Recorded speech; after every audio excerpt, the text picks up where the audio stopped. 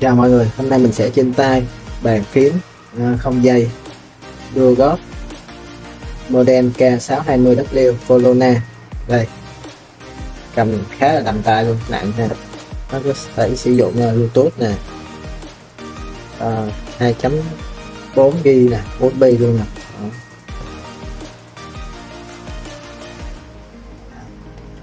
Khá đẹp luôn ha.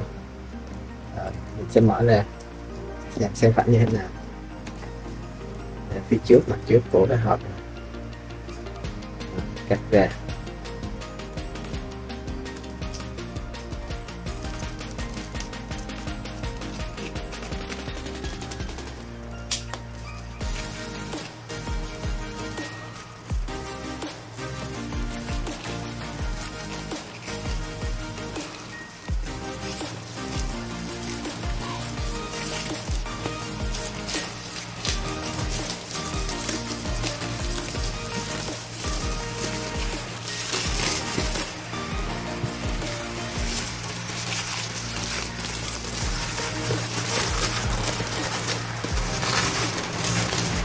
Đây, mở ra một lớp ni lông, khá là đẹp luôn.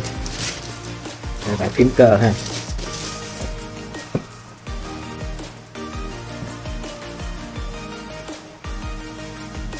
Còn nguyên siêu nè, hai bên.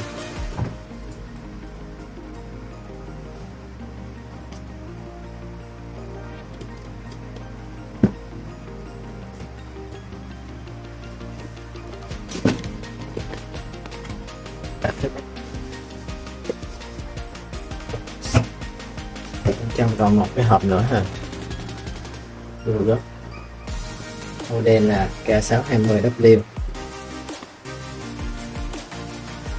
Rất là cầu kỳ, trắng.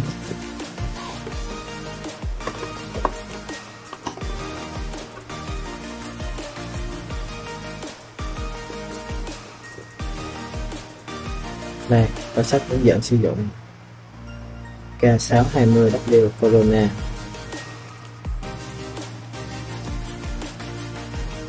Sách có tiếng Trung với lại tiếng Anh ha.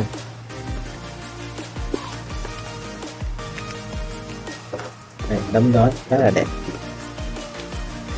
Rồi, có những gì ha.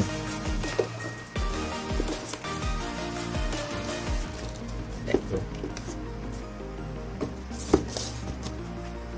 Rất là đầm tay, nặng nha, không có nhẹ, đầm tay rất là ok luôn.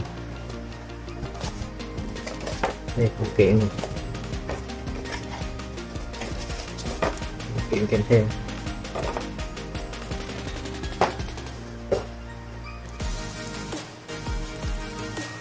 Đây là một cái đầu chuyển từ USB-A sang USB-C này. Đây là cái gấp bàn phím, gấp keycap. Đây là dây Type-C. Đây là dây rút này, cái cột đây. Đây là nhân vật chính của chúng ta. Bàn phím khá là đẹp, cầm đầm tay,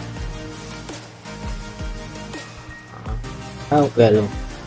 Đây nó có những cái phím 4 chiều ha. Mình thích làm cái dạng này nè, bấm nó sẽ ok hơn là dính chung với lại các nút chức năng. Đây, cổng OP, phím tắt mở này.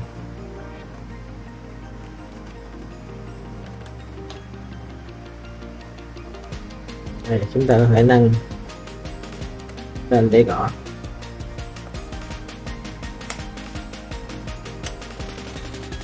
Chỗ này là cái OP để thu nè, USB nè.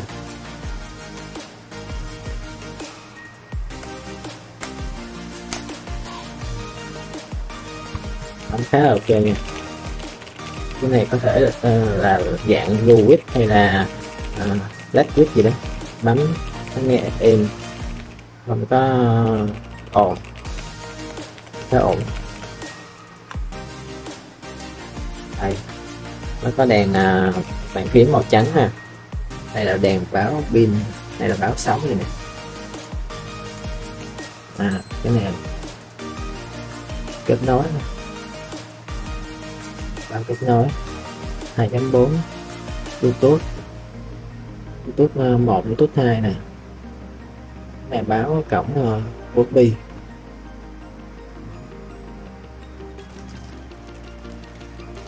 Dây này cũng ok luôn, dài. Chúng ta muốn kết nối vào cũng được, sử dụng có dây hoặc là không dây. Đây, mấy cái này để gỡ keycap nè, rồi một cái để gỡ switch ở dưới khá là đầy đủ. Bàn nhấn khá là êm luôn.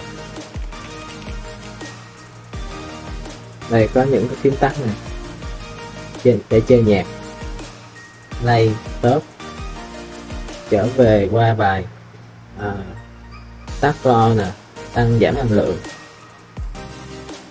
tăng giảm độ sáng, khá là ok luôn.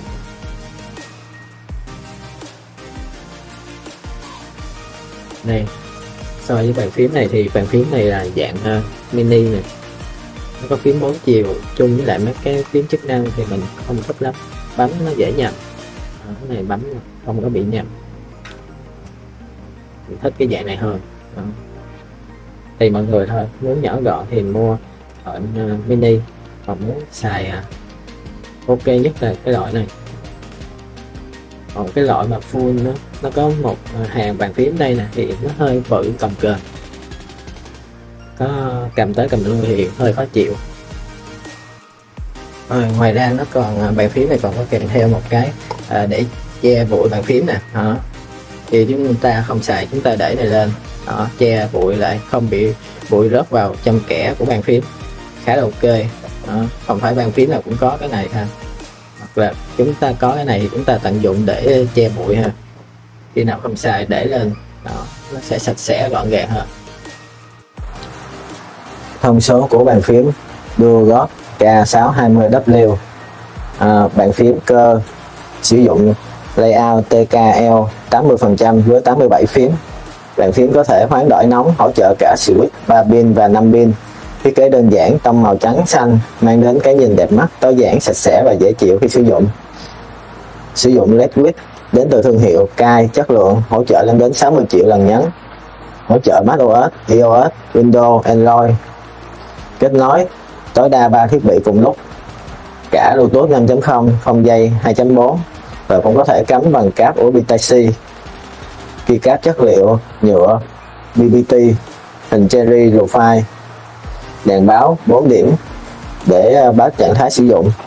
Một lần sạc đầy mất 3 tiếng và có thể sử dụng liên tục tới 360 ngày ở chế độ Bluetooth và 200 ngày ở chế độ USB 2.4 GHz. Đã test thực tế là 8 tiếng một ngày. Các cài đặt bổ sung có thể điều chỉnh bằng phần mềm Dual GS Engine để sử dụng keycap inlet. Trọng lượng của bàn phím khoảng 1 kg ha các bạn. Một con bàn phím khá là chắc luôn. Bàn phím bấm khá là nảy nha. Hành trình không quá sâu cũng không quá nông.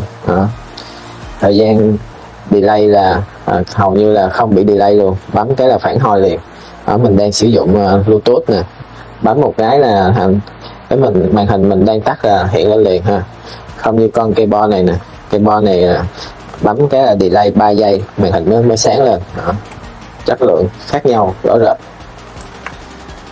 Này thì để trang trí cho đẹp thôi. Con này giá rẻ, hôm nay để làm việc mới là ngon. Bấm nảy. Sử dụng Red Width thì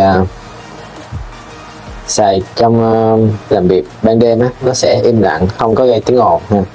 Còn bàn phím này là dạng Dual Width, là nó có âm thanh vừa, nó cũng không quá ồn.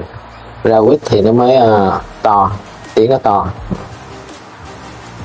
tùy theo nhu cầu của mọi người. Rồi mình đã hoàn tất trên tay bàn phím Dual model K620W Corona.